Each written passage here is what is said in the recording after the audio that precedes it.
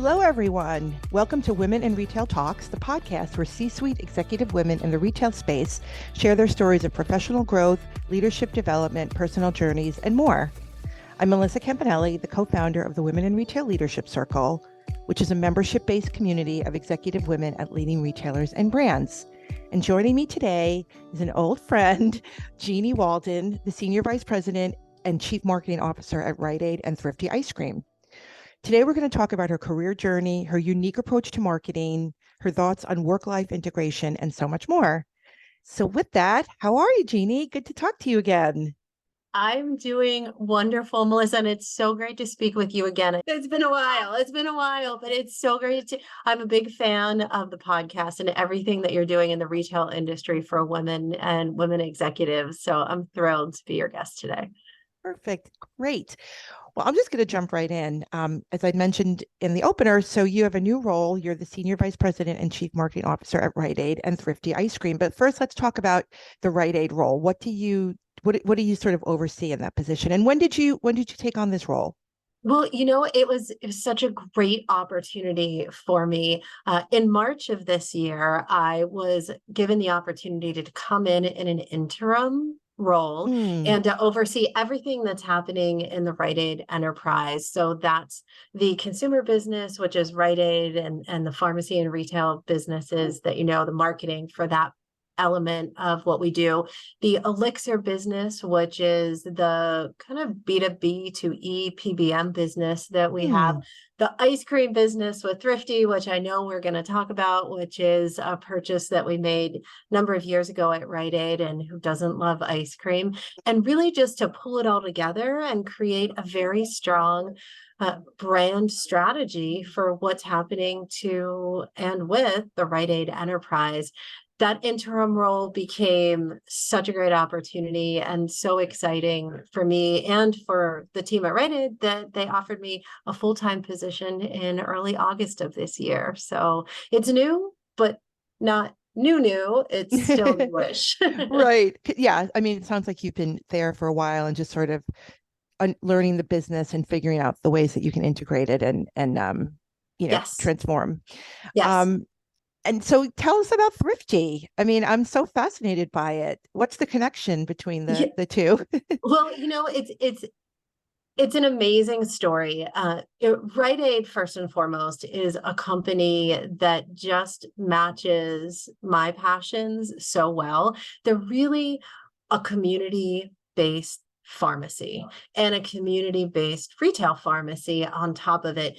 They're a company that is really, just so intent on creating this mission of achieving whole health for life on every aspect of a person's life. So whether you want to be healthier from a nutrition or a vitamin perspective, whether you're not feeling well and you need to go to the pharmacy, or whether health and happiness means to you what it means to so many of us from an expanded definition of whole health for life.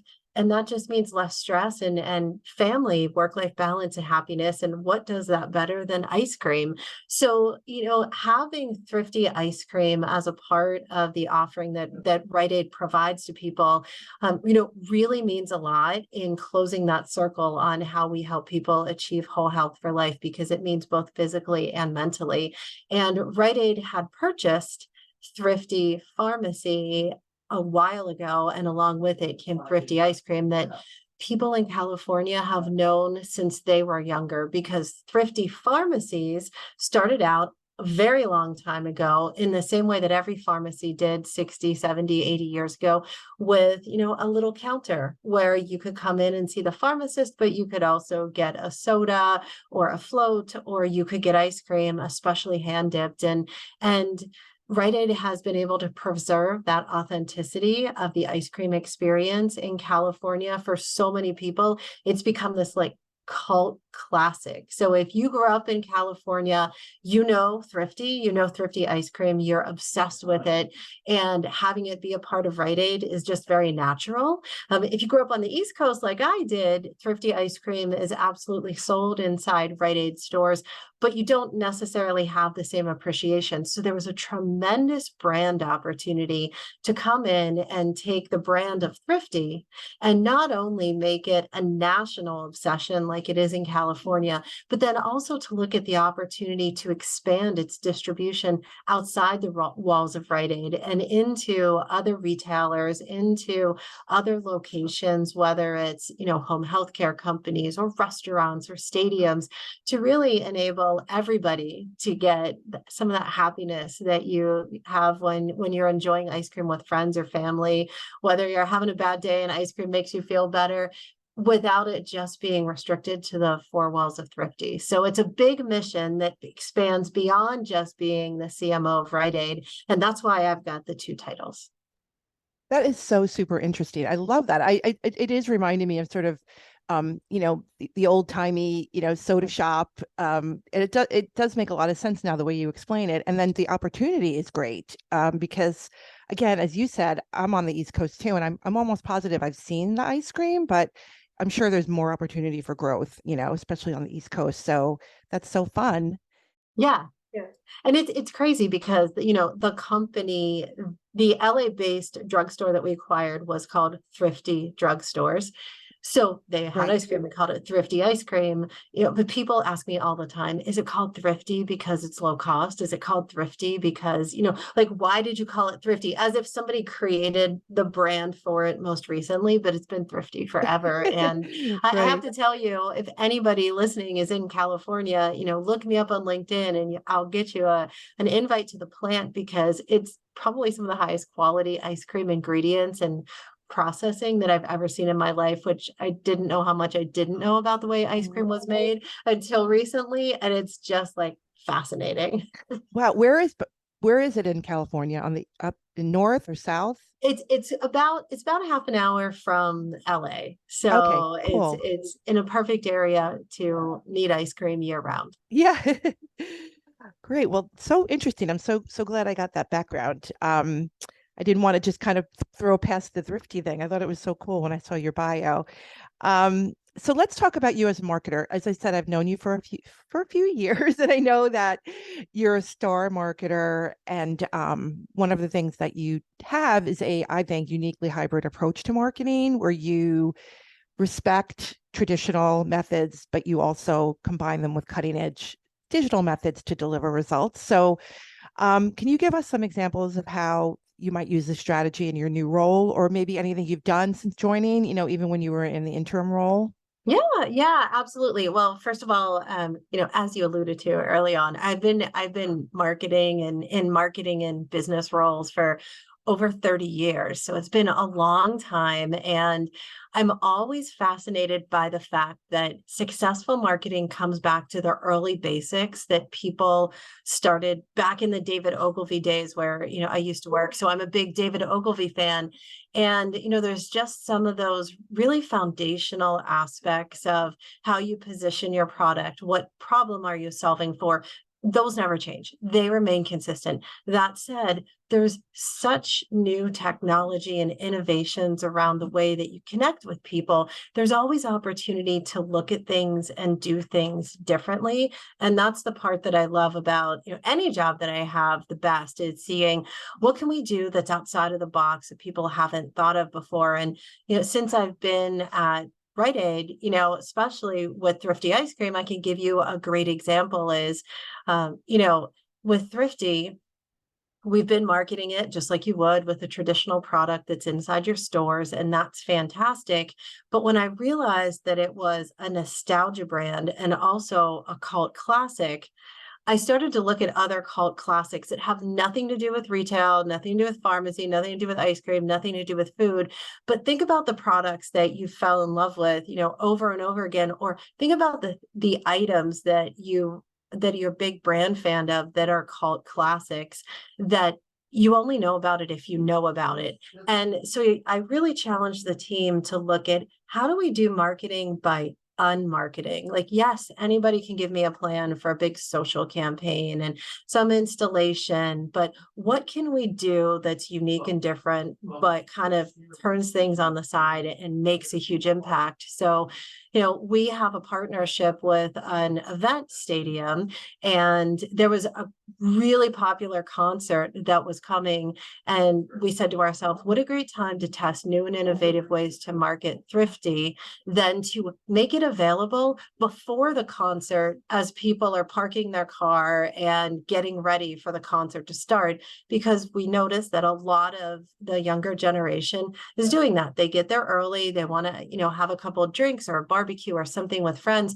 Why not be one of those, creative places that is outside of the venue instead of being the traditional inside the retail venue kind of product? And we learned so much by doing that. First and foremost, we got the most incredible customer testimonials and prospect insights that you could ever imagine. Secondly, we learned a lot about people's preference, and we probably made as many wrong decisions at this event as we made the right decisions, but so critical for us to learn what to do better in the future. We made our prices really low for a pint of ice cream, and we learned really quickly that people weren't willing to even spend $2 for a pint of ice cream, not because they didn't love the ice cream and they weren't interested in it and didn't look like a good deal, but because they thought, wow, that's too much food for me to eat by myself, and they didn't want to waste it. So, so there's interesting things like that, but you go all the way to the other side, to the technology of AI and Chat GPT, and the ways that we're leveraging that inside the traditional Rite Aid business. And you could start to see just a whole slew of new initiatives that we're starting to put into practice, whether it's leveraging some, AI generated imagery so that we can more cost effectively create products and signage that go in our stores, to being able to dynamically create our digital circular in ways that nobody else is thinking about doing it. And all of those add up over time. So I just think, there's always ways to look at things differently and get better results. I love that. I love that sort of, what did they used to call that? Like guerrilla marketing or something, where you're kind of going out to the people. And that's the best place to do sort of focus group research, I guess you could say, right? Because it's like where you can really see them in action, and then you can make decisions based on that. So that's really cool. And then of course the digital stuff is great as well.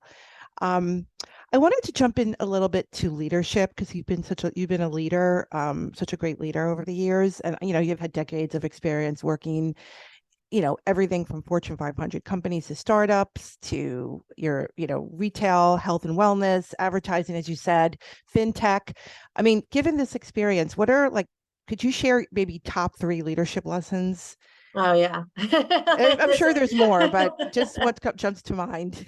Well, I think it comes down to, when you're in a leadership role, the first thing that you need to do is establish a sense of trust with the team that you're leading. Because in a leadership role, as everybody who's been a leader knows, it's not always good news. You're encouraging people to think differently. In some cases, you're solving complex problems. And yes, you're smart. You became a leader because you're smart, but being a leader isn't about you being smart. It's about how you can lead the team forward. So establishing that level of respect with the people that you work with to get that sense of trust is key. The second thing is transparency. And, people ask me all the time, give me a great leadership story. And I always start to laugh, because it was my very first job leading a team by myself. I was a manager at JCPenney for the call center teams, and that was really easily done. And I did a great job there, and that was fine.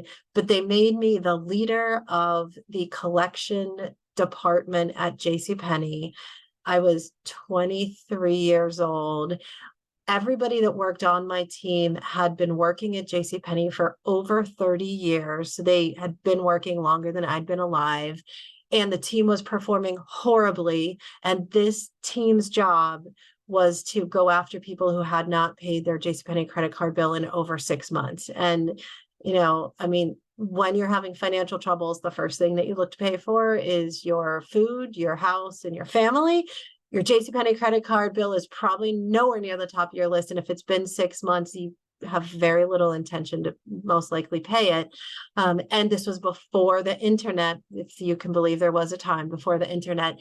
And here I was given the task of turning the team's performance around. And really, I had no idea what to do. So I said that. I said, hey, I'm new. I'm really willing to learn, but you're all the experts. I don't know what the right way to do this is. Let me hear what you have to say. And I was surprised, and I'm more surprised now, even when I think about it, than I probably had no idea what I was doing back then, is by opening up that two-way conversation and hearing what people in those roles had to say. I learned so much about how we could improve it. So my second leadership lesson is transparency, but my third and last one is listening to the people that you work with.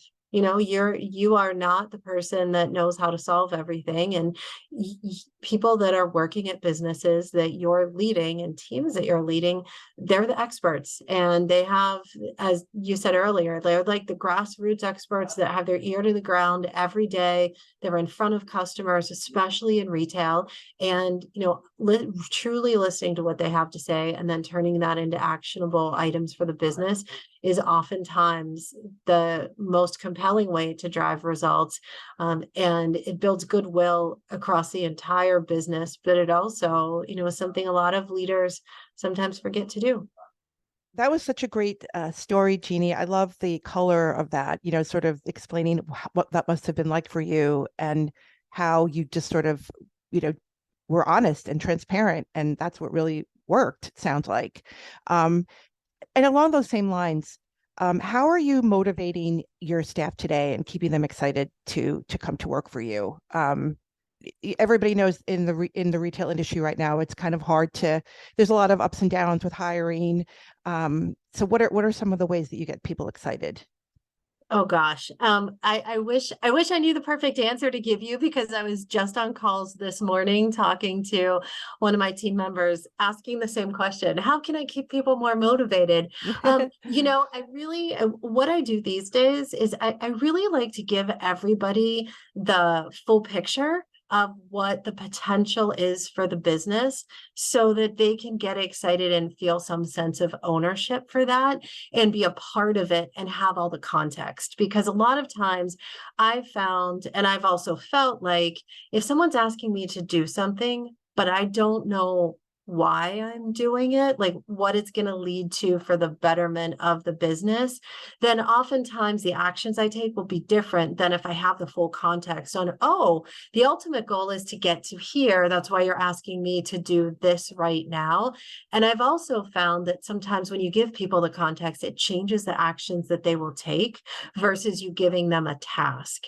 And recently I had a conversation with a consultant that's working with us at Rite, and they made the comment that you can only be successful if you plan for the outcome and not the activity. And I thought that was brilliant. And I told him I was going to steal it and use it everywhere, because it really does set the tone to motivate people. You want to express to them the outcome that you're trying to accomplish, and then allow them the ability to showcase their individual expertise to help define the right actions to get there. And that goes back to what we were just talking about. If I tell people to go pull a report or run a campaign, it might not be the right answer because I'm not the expert in that area anymore.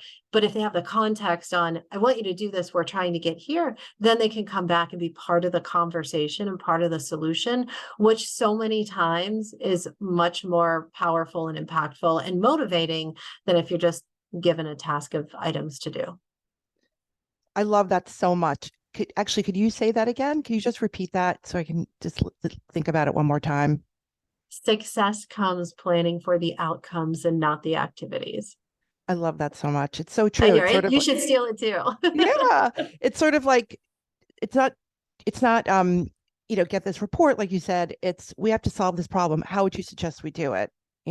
And then they could say, well, we could get the report or something. So I love that so much. It's empowering people. It sounds to me like is a way to think about it. Exactly. Yeah. And that's where, to the earlier question that you asked me, that's where there's this unique mix between motivation and leadership, because it stems from empowerment. But so many times you empower people and they haven't been empowered before, they don't know what to do. So you also have to kind of lead them down the road of how to unleash the empowerment for themselves. Yes. And that over time continues to build more success.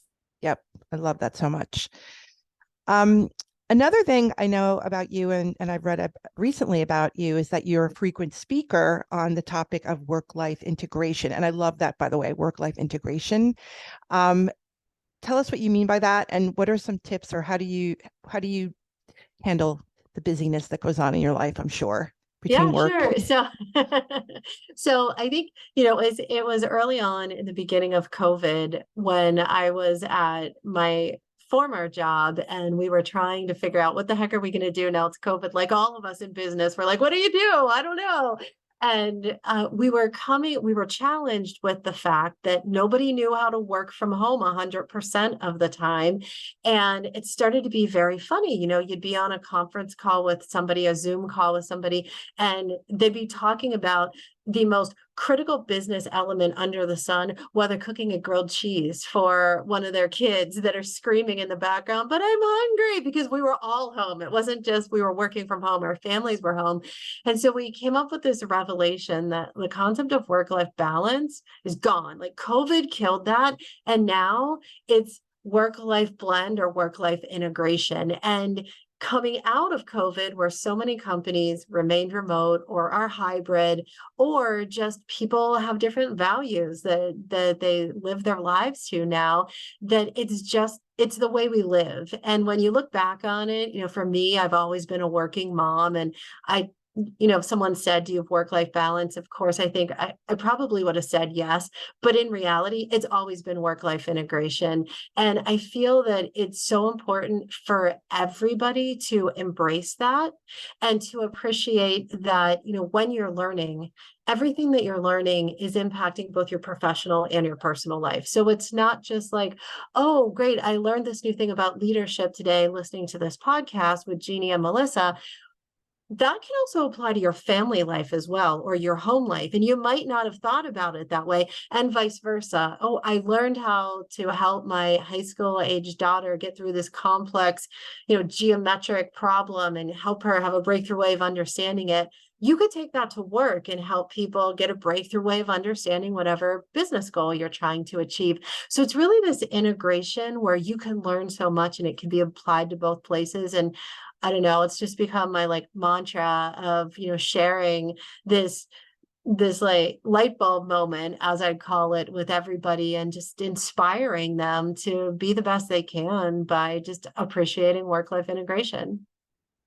There really shouldn't be a delineation anymore. We are all working and we all have our families, and it's sort of like, how do we make the best of both situations? And I just love that. It's great learning from each other.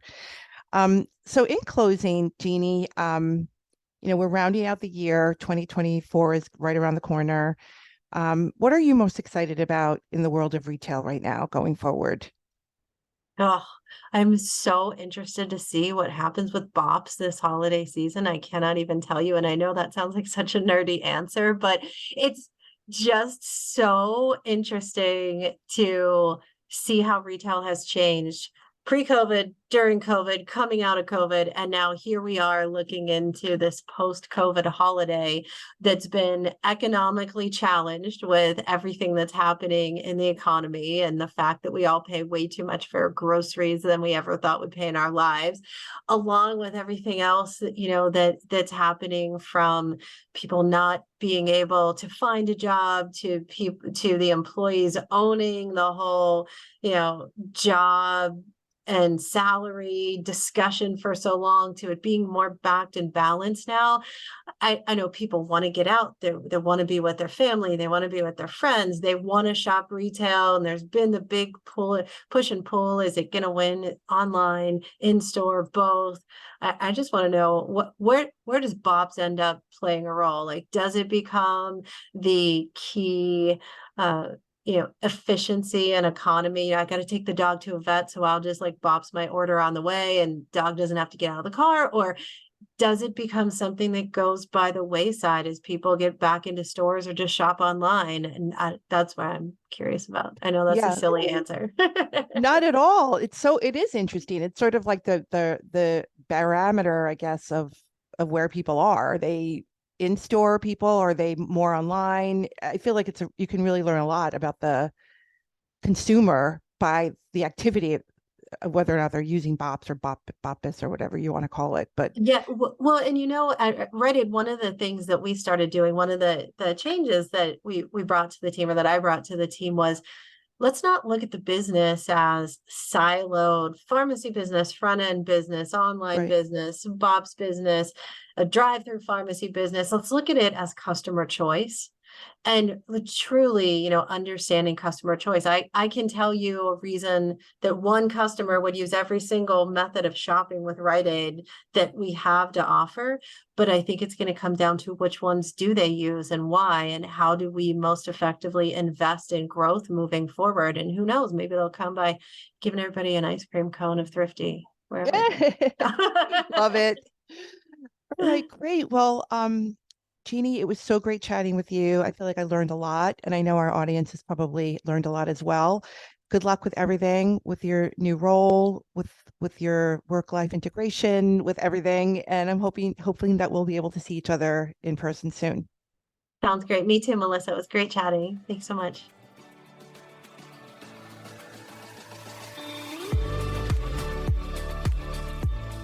Thanks for listening. For more information on this podcast, please go to womeninretail.com/podcasts for show notes. Women in Retail Talks is available on Apple Podcasts, Google Podcasts, Stitcher, and Spotify. Make sure to subscribe on our podcast channel page as well. If you've enjoyed this episode, please take a few moments to rate and review our show. Lastly, if you're a female retail leader interested in joining our community at Women in Retail Leadership Circle, visit womeninretail.com/apply. Thanks, and until next time, this has been Women in Retail Talks.